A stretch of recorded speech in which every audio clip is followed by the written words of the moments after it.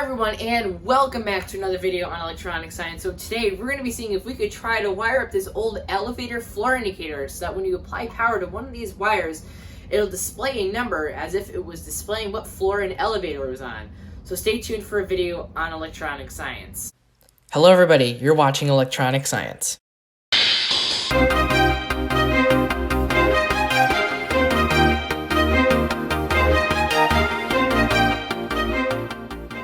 Alright, hello everybody, and welcome back to another video on electronic science. So today we're going to be seeing if we can wire up this old elevator floor indicator, continuing our series of elevator parts where we take old elevator parts and see if we can make them work again.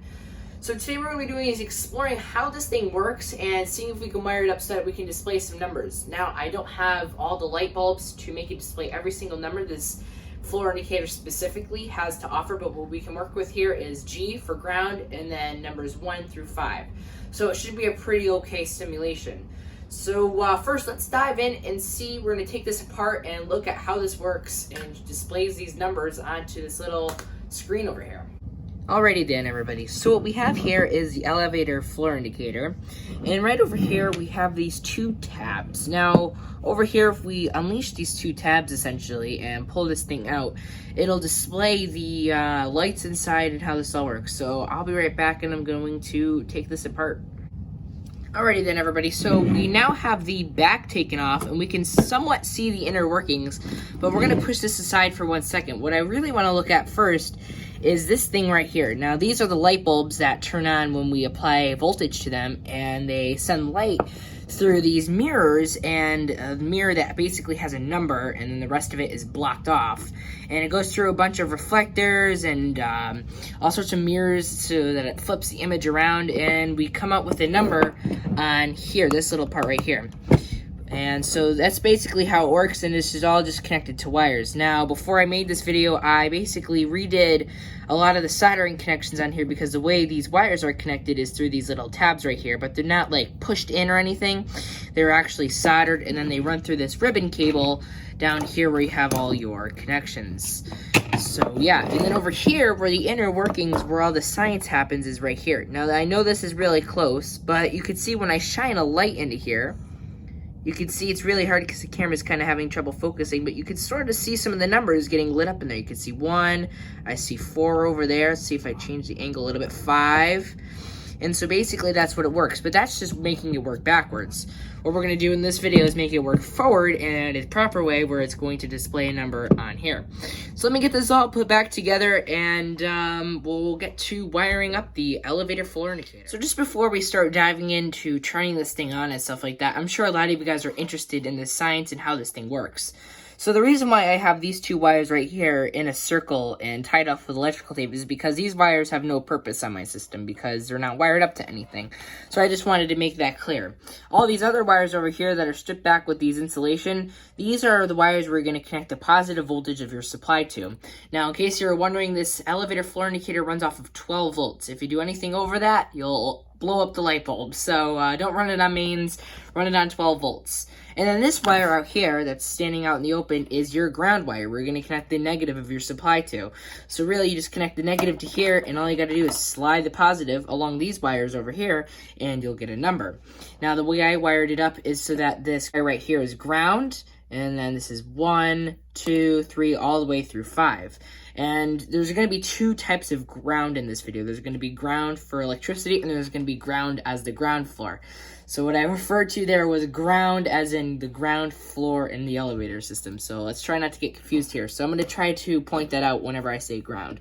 So yeah, that's basically how it works. So let's get into wiring this thing up and making it work. Alrighty then everybody, so what we're going to do here is I'm going to do more of the wiring here behind the scenes, but it's pretty straightforward in how you wire this up. Like I said, I'm going to connect the ground to that one ground connection all the way at the end of this ribbon cable, and then it's just as simple as sliding the positive across the rest of the wires, I guess you could say, and that'll light up the floor. So for example, like I said, this yellow wire was the ground floor indication light, so let's turn that on right here. And as you can see, we lit up G for ground on the ground floor of the elevator system. And now if we go over to the next wire over, theoretically we should get the number 1. And like I said, we have the number 1. So I'm pretty sure where the camera angle is at right now, you can barely see what's going on. So what I'm going to try to do is get you guys in more of a focus here. But as you can see, before we do that, this thing draws some good current, around a half an amp, just still below it. So if you are planning on doing this project, you do need to keep an eye on the current. As you can see, we're just below a half an amp. So, and these are incandescent bulbs, so they are technically really inefficient. They're not LEDs, so that's the reason why it draws a lot of current. So yeah, keep that in mind if you do want to do this project and you have just a 12-volt battery and not a 12-volt continuous supply like I have here, that the battery is definitely going to run out of juice pretty quickly, drawing a half an amp from it. So just keep that in mind, but it should work whether or not you have a 12-volt battery or not. But anyways, let's get a close-up of this. Alrighty then, everybody, so I have everything all wired up now, and you should be pretty up close. So let's start off with the ground floor. As you can see, when we apply the positive voltage to that specific wire, the ground floor light lights up. Now let's do number 1. And there you have it, we have number 1 lit up. Let's hop on over to number 2. And then number 3. Then number 4. And last but not very least, number 5. So that's as high as we can go, and then we can obviously go back for 3, 2, 1, and ground for the ground floor.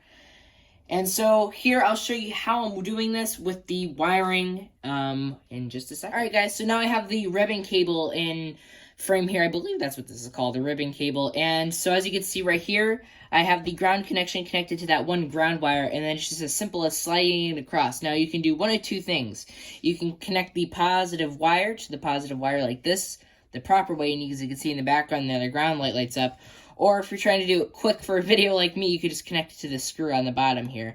Each way will work the same, it doesn't matter. So ground, number 1, number 2, number 3, number 4, and number 5. So this is basically how the relay works in the elevator system.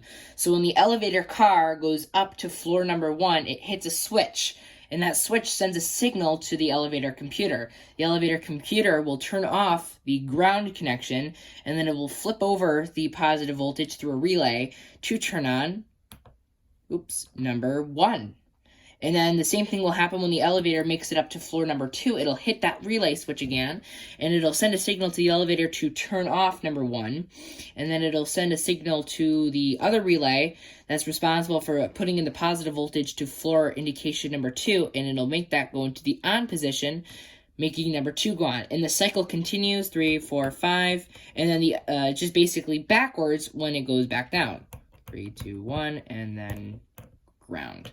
So this is actually a very simple way. And now this type of elevator floor indicator is now replaced with LED light floor indicators, which have just a bunch of diodes in an arrangement, and the floor indication just lights up the right amount of diodes in the right, direction and sequence, which, makes a number or a letter on the screen. You don't have this old, incandescent bulb going through a bunch of screens and mirrors and stuff like that to display an image. But in my opinion, this is way more cool than all those little LED diodes lit up.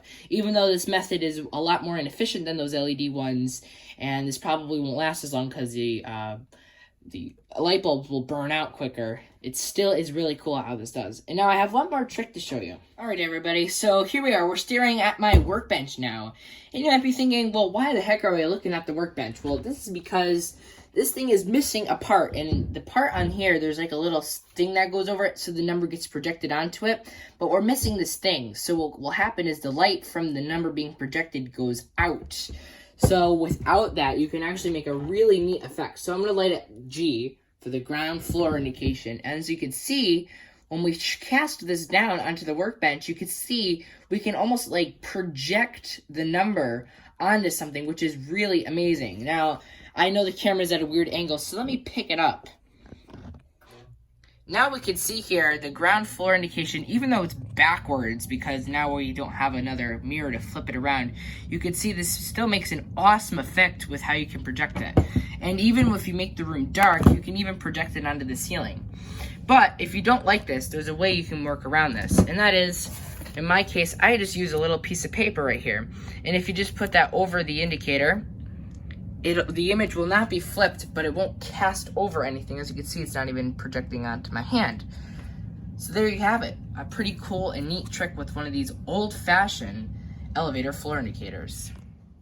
So there you have it. That's cool and all on how you can light things up. But the thing is, it doesn't auto go. So what I mean by that is, you know, when in a real elevator system, the numbers would change automatically without a person having to flip the connections over and over again. So while granted, I don't have the entire elevator system, so I can't necessarily do the full simulation on this, but I think I have an idea on how we can make that work. Sort of. And all we need is a couple of these old house switches. So as you can see, I have one of these old house switches here that you can flip on and off to turn on light switches. Now, a lot of people don't know this, but these can also be used for low voltage appliances. So here we have this little ground connection right here, which we don't need because we're running this off of low voltage. And then you have your common, which is this black screw right here. And then you have the moving part, which is the switch part right here. And so what we can do here is we can wire up the positive voltage to the commons of these switches so that when you flip it up, it'll turn on the light. Kind of like a relay. Now, you still have to act like the relay here. You're the person still switching it on and off. But at least we're not flipping connections. So let's see if we can try to use one of these switches here to act as the relay.